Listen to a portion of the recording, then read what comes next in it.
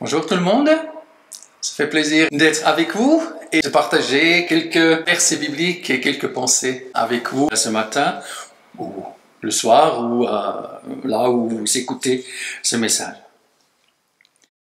Enfant, il faut dire que j'étais un bagarreur.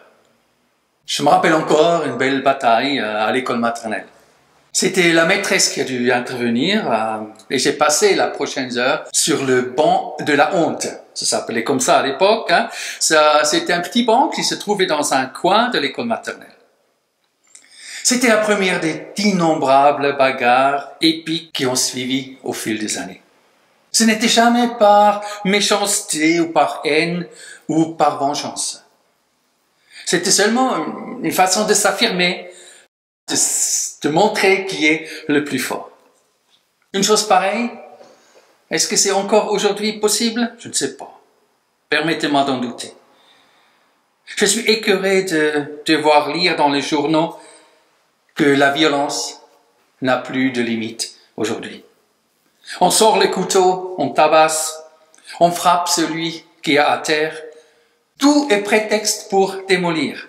Un match de foot, manifestation quelconque, un regard de travers, la mauvaise couleur de peau, une sexualité pas comme les autres. Dans le contexte d'aujourd'hui, le message de Jésus qui est annoncé par les anges, paix sur la terre, est plus que jamais d'actualité. Jésus est venu pour cela, exactement pour cela. Pour la paix.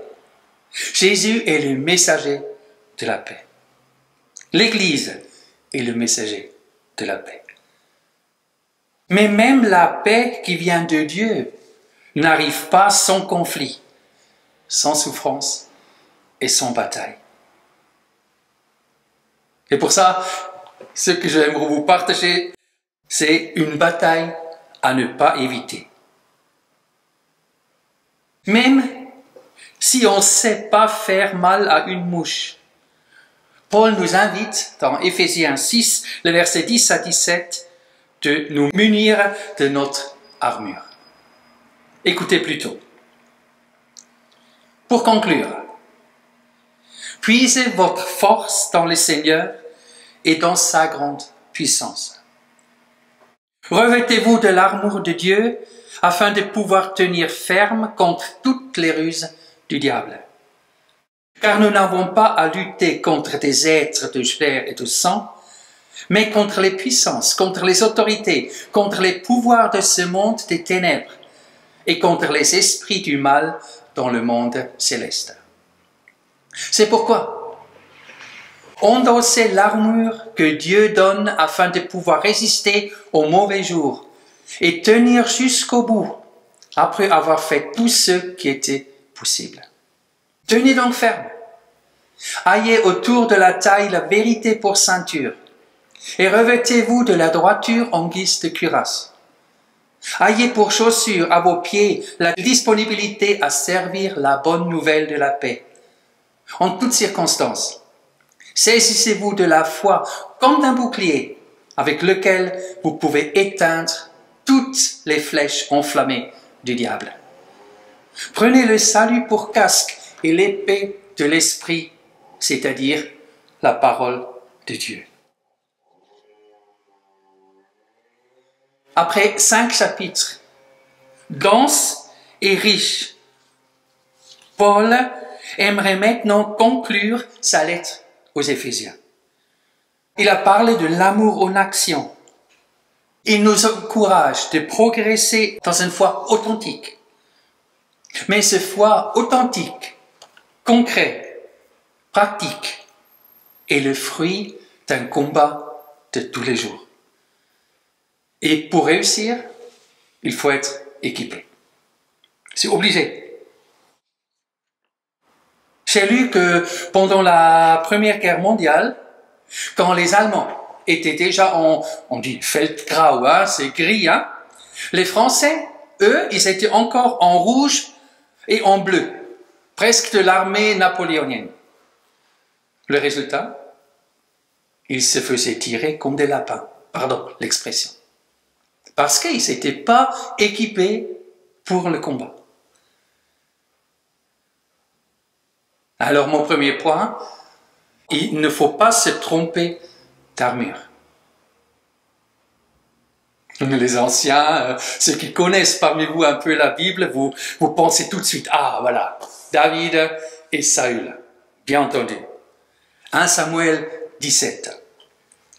Quand David, le futur roi d'Israël, était encore un jeune berger, il avait la guerre entre Israël et les Philistins. Et dans l'armée des Philistins, il avait un géant, une vraie machine de guerre, un tueur. Et pour faire peur aux Israélites, ce géant nommé Goliath insultait les dieux d'Israël. Et il proposa que la guerre se décidait par un combat singulier. Goliath contre le meilleur guerrier d'Israël. Parfois, ce serait bien pour l'Ukraine. Poutine contre je ne sais pas qui. Mais dans l'armée de Saül, le roi d'Israël, il se trouvait personne qui osait affronter ce géant.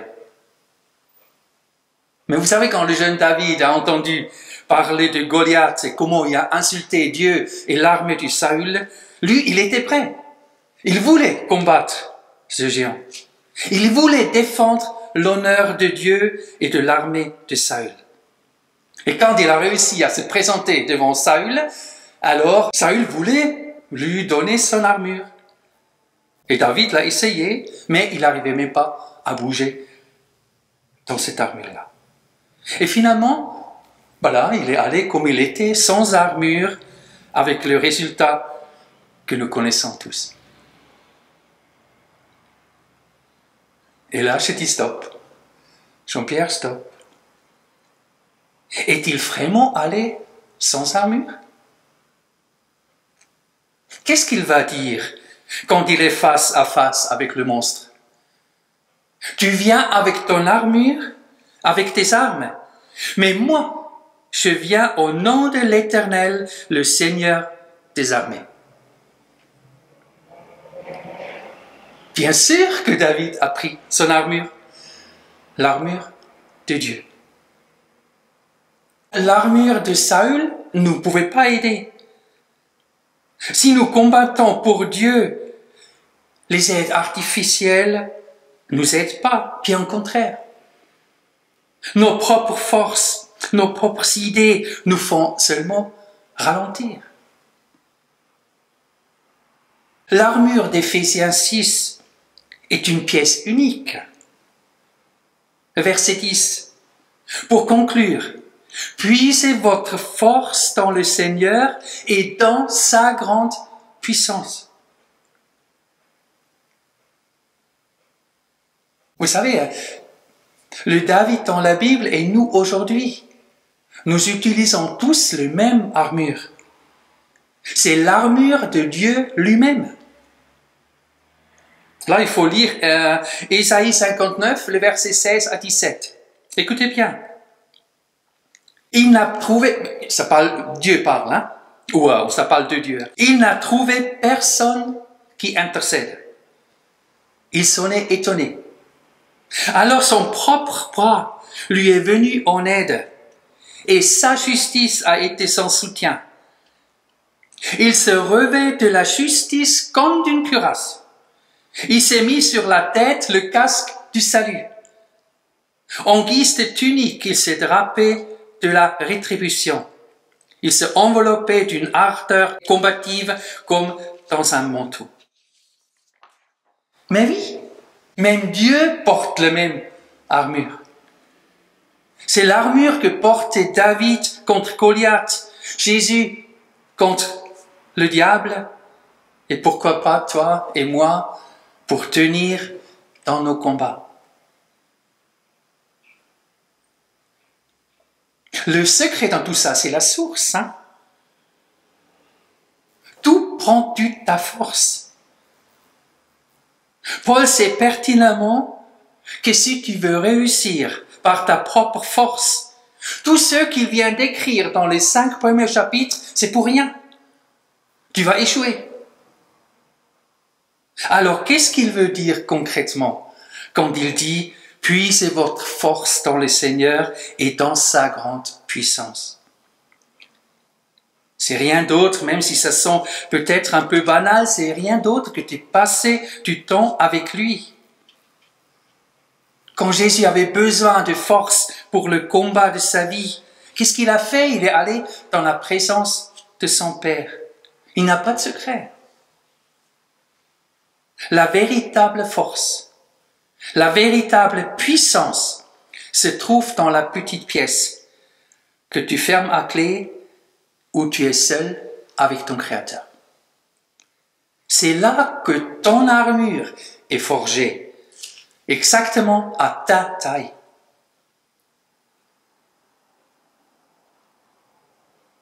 Il faut se munir de cette armure parce qu'il a un ennemi dangereux. Et cet ennemi dangereux demande un équipement solide. Les versets 11 et 12 de ce chapitre 6. Revêtez-vous de l'armure de Dieu, afin de pouvoir tenir ferme contre toutes les ruses du diable. Car nous n'avons pas à lutter contre des êtres de chair et de sang, mais contre les puissances, contre les autorités, contre les pouvoirs de ce monde des ténèbres et contre les esprits du mal dans le monde céleste. Tout d'abord, peut-être une chose. Nous n'avons pas besoin de cette armure pour remporter des victoires. Mais pour tenir ferme, pour résister, comme Paul dit dans le verset. Nous ne remportons pas de victoire parce que Jésus a remporté la victoire. 3 points d'exclamation. Nous pouvons tenir ferme et c'est déjà beaucoup. Paul dit dans un autre texte, 1 Corinthiens 15, verset 57, « Mais loué soit Dieu qui nous donne la victoire par notre Seigneur Jésus-Christ. » Le diable, il est fort. Je n'aime pas dire ça, parce que j'ai l'impression que je lui donne de l'importance quand je le dis. Mais c'est important de ne pas sous-estimer. Avec ses ruses, il a fait tomber les plus voyants. David, Pierre, Judas, pour nommer que ces 3. Vous savez, même dans les églises évangéliques, on n'aime plus trop parler de lui. Enfer ou le diable, ça fait barbare. L'éternelle perdition n'a plus de place ou plus trop dans nos messages. Le diable n'existe pas, c'est peut-être sa plus grande ruse. Peut-être on peut dire suivi par le fait que pécher c'est pas grave. Dieu est assez grand, il nous pardonne tout. Oui, c'est vrai que Dieu nous pardonne tout, mais ça n'enlève rien de la gravité des péchés. Il y a un verset dans le psaume 99 que j'aime trop. Je pense que c'est le verset 8, où c'est marqué « Dieu, tu as été pour eux un Dieu de pardon, mais tu les as punis de leur faute. » Une de ses favoris, dans ses ruses, une de ses favoris, c'est aussi de nous épuiser. De faire qu'on est trop fatigué pour tout. Avant tout pour prier et pour lire la Bible. Et bien entendu, de s'engager à l'église. Et souvent, c'est couplé avec des idées noires. Et on va de l'église que les choses négatives. Une autre de ces ruses, c'est... chez moi, ça fait, je ne sais même pas, pip pip, ou quelque chose comme ça, quand la sonnerie ou un message arrive à mon smartphone. Oh là là! Qu'est-ce qu'il a réussi à faire avec ça? Je ne sais pas si peut-être je suis seul, mais je travaille. J'ai mon téléphone à côté. Et ça fait Ça demande un truc pour garder la main près de moi. C'est comme il pousse tes deux mains tout de moi. Ça, tout de suite. Hein. C'est incroyable, incroyable. Et tu peux pas te concentrer sur quelque chose parce que tout le temps ça fait tutut et il faut vite regarder parce qu'on sait jamais.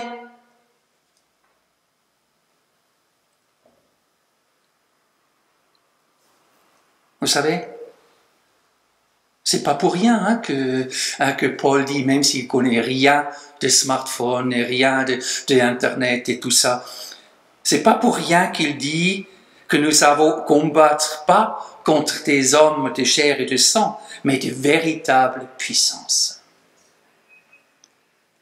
Vous savez, ils ont fait une étude. Qui, dans l'histoire, a influencé le plus du monde dans toute l'histoire de... Est-ce que c'était Staline, est-ce que c'était Hitler ou n'importe. Hein. Mais c'était que des petits joueurs contre Facebook. Ou Twitter, ou comment il s'appelle. C'était petits joueurs. Comment nous sommes influencés par ces personnes et ce machin et ces puissances qui sont là. Après, je pourrais vous citer des autres ruses du diable, mais je laisse jusqu'à là. Alors, le verset 13. Je me suis demandé, mais pourquoi il faut nous équiper? Seulement, si vous êtes bien équipés, vous pouvez résister aux forces du mal quand il s'agit de bataille. Ce n'est qu'ainsi que vous pourrez maintenir le terrain après avoir fait tout ce qui était possible. Soyons clairs encore une fois. Si nous parlons de bataille, nous ne parlons pas de massacrer, de tuer, d'écraser qui que ce soit. Nous parlons de bataille pour la pureté de notre âme, pour la sincérité de notre vie et de notre engagement, pour la clarté de mes motivations. Paul dit très clairement que nous ne pouvons pas résister si nous ne sommes pas équipés. J'insiste un peu parce que, vous savez, tout le monde, dans le monde séculaire, et c'est logique, hein, comme l'eau de roche, hein, pour faire quelque chose de bien spécifique, il faut le bon équipement. Un pompier, il a besoin de ce truc de pompier. Et un soldat, de trucs de soldat. Et une nounou, de trucs de nounou. Tout le monde, seulement. C'est comme ça, hein, seulement les chrétiens. Ils pensent qu'ils peuvent participer à la bataille n'importe comment. Et on se demande pourquoi il y a tellement de chrétiens mal au point, stressés, fatigués, découragés. Nous sommes des cibles tellement faciles à atteindre. C'est affligeant, hein? C'est affligeant. Le combat est une affaire d'équipe. Le Seigneur, l'armure de Dieu et toi. Le Seigneur est là. L'armure est à ta disposition. Mais il faut la saisir, la mettre, la garder. Parlons-nous un peu de l'armure de Dieu en tant que telle. Et là, vous avez peut-être déjà regardé sur votre montre, hein, je ne vais pas passer 1 heure, hein, parce que ce n'est pas forcément mon but. Aujourd'hui, je voulais vous montrer l'importance de la mettre. Mais c'est aussi important de la connaître. C'est une armure sans faille.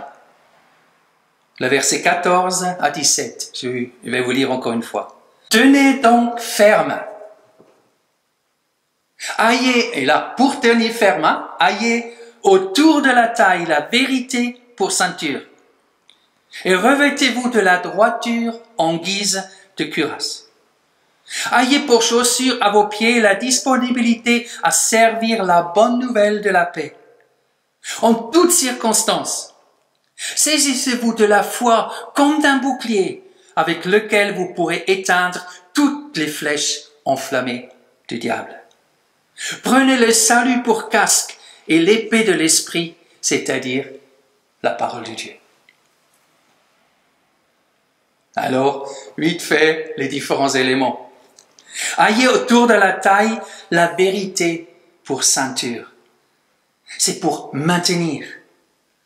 On pourrait dire pour maintenir tout le bazar qu'on porte. Personne ne veut et personne ne peut combattre le cul en l'air. C'est la vérité qui maintient tous les éléments ensemble. Si vous ne voulez pas tomber partout, parce que parfois il y avait la mode, vous vous rappelez encore, c'est déjà un peu passé, les jeans sont presque, là vous ne le voyez pas, mais en dessous des fesses presque. Je ne sais même pas comment ils arrivaient à marcher, mais voilà, chacun son style. Mais comment tu veux combattre quand tu arrives presque pas à avancer? Et je pense que ce n'est pas un hasard que Paul commence par là. Je suis en vérité avec moi-même, avec Dieu et avec les autres. C'est ça qui tient tout ensemble. Sans cette ceinture, sans cette vérité dans la vie, tôt ou tard, tu vas perdre tes pantalons. Tôt ou tard, tu vas te trouver né par terre. Revêtez-vous de la droiture en guise de cuirasse. Je dirais pour se motiver. Vous savez ce que la cuirasse fait? Elle vous aide à tenir droit. Vous donnez une fière allure. Et vous pouvez être fier si vous êtes quelqu'un qui est droit dans ses bottes. Vous pouvez être fier. Parfois, aujourd'hui, j'ai l'impression qu'on vit exactement le contraire. Même dans l'église, que quelqu'un est un petit peu, c'est presque un peu de fierté. Et ceux qui essayent de vraiment être droits dans la vie, on me le met un peu à côté. Mettre l'armure de Dieu et s'arrêter à s'écraser. C'est montre au diable que vous n'êtes pas des mauviettes, que vous êtes fiers d'être dans l'armée de Dieu. Mettez ce cuirasse pour se motiver, pour être droit, pour être là pour lui. Je suis fier d'appartenir au Seigneur. Ayez pour chaussure à vos pieds la disponibilité à servir la bonne nouvelle de la paix. C'est pour tenir. Pour tenir. Vous avez vu le film « Il faut sauver le soldat Ryan » à la fin de la Deuxième Guerre mondiale, sur un pont quelque part en Hollande, je crois. Ryan est resté sous les feux des Allemands avec le capitaine Miller, je crois, qui est mourant. Et Ryan, il reste sous les balles avec lui, jusqu'à la fin, jusqu'à la mort de Miller. C'est ça, porter les chaussures de l'armure de Dieu. C'est Jésus qui les a portés aussi, quand il était cloué à cette croix, sous des souffrances atroces, a le cœur de s'occuper d'un brigand, de sa mère, de Jean et des personnes autour. C'est ça, porter les chaussures du salut. Tenir ferme jusqu'au bout. Pas s'apitoyer sur son propre sort. Et un Étienne, il les a portés aussi. Quand les cailloux fusaient vers lui, et il a pu prier, Seigneur, garde pas leur péché ou quelque chose comme ça. C'est ça, porter les chaussures. Servir la bonne nouvelle là où vous êtes, et peut-être parfois jusqu'au bout, pour tenir ferme. Saisissez-vous de la foi comme d'un bouclier, avec lequel vous pourrez éteindre toutes les flèches enflammées du diable. Ça, c'est pour se protéger. Voyons Abraham, c'était encore Abraham, hein, et la flèche de la richesse. Il l'a bloqué avec sa foi légendaire. Hein. Et Dieu est finalement allé le voir. Après ces événements, vous savez, là où Abraham ne voulait pas la richesse. Il a choisi qu'il ne veut pas s'enrichir sur le dos des autres. Après ces événements, la parole de l'Éternel fut adressée à Abraham dans une vision. Et il dit, Abraham, ne crains point, je suis ton bouclier et ta récompense sera très grande. Genèse chapitre 15, verset 1. Voyons Job, qui a dû se défendre contre une nuée de flèches venues de partout. Mais son bouclier était robuste. Je sais que mon Rédempteur est vivant. Mais voyons Ananias et Saphira qui se laissent transpercer par la flèche de la cupidité. Et les flammes ont tout ravagé. Par la foi, laisse le Seigneur être ton bouclier. Prenez le salut pour casque. C'est pour s'assurer. Bien sûr, hein, le casque, il protège la tête et tout ce qui est dedans. Alors, ne te laisse pas embrouiller par qui que ce soit. En croyant en Jésus-Christ, tu es sauvé. Point. Peut-être ce serait pas mal si chaque matin, avant que tu fasses quoi que ce soit d'autre, tu mets ton casque virtuel là et tu dis, je suis sauvé. La grâce de Dieu suffit pour toute la journée. Peut-être vous allez faire une bêtise monumentale pendant la journée. Peut-être tu vas apprendre des choses mauvaises.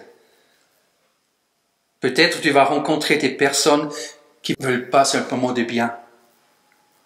Peut-être tu vas passer une sale journée.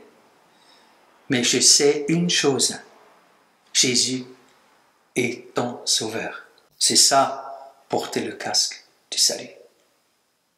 L'épée de l'esprit, c'est-à-dire la parole de Dieu pour contrer.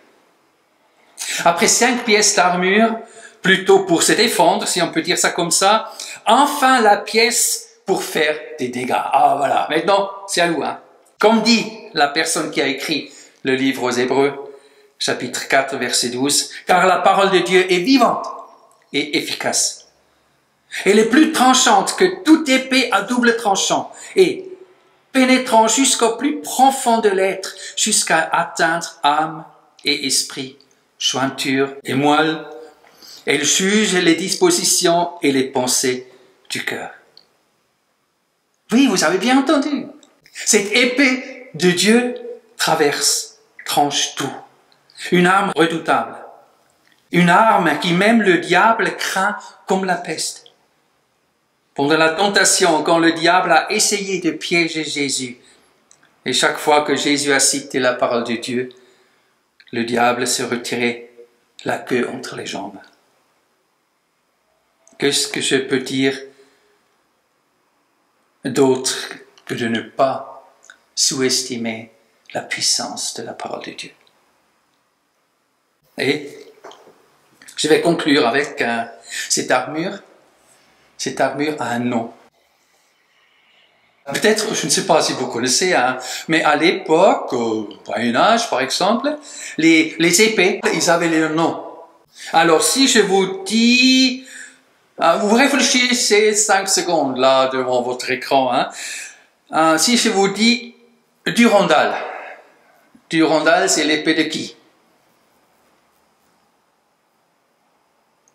Vous savez? C'est l'épée de Charlemagne. Alors, l'Excalibur. C'est peut-être un peu plus facile. Hein? Excalibur, c'est l'épée de... Mais bien sûr, c'est de Arthur. Anduril, la flamme de l'Ouest. Pour ceux qui aiment bien le Seigneur des Anneaux. C'est de Aragorn, exactement, l'épée d'Aragorn. Notre armure aussi.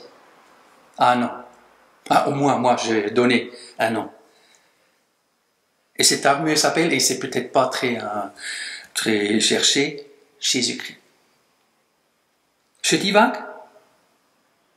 Lisons ensemble Romains 13, versets 12 et 14. La nuit tire à sa fin. Peut-être c'est pas mal pour aujourd'hui dans le contexte que nous vivons aujourd'hui. La nuit tire à sa fin, le jour va se lever.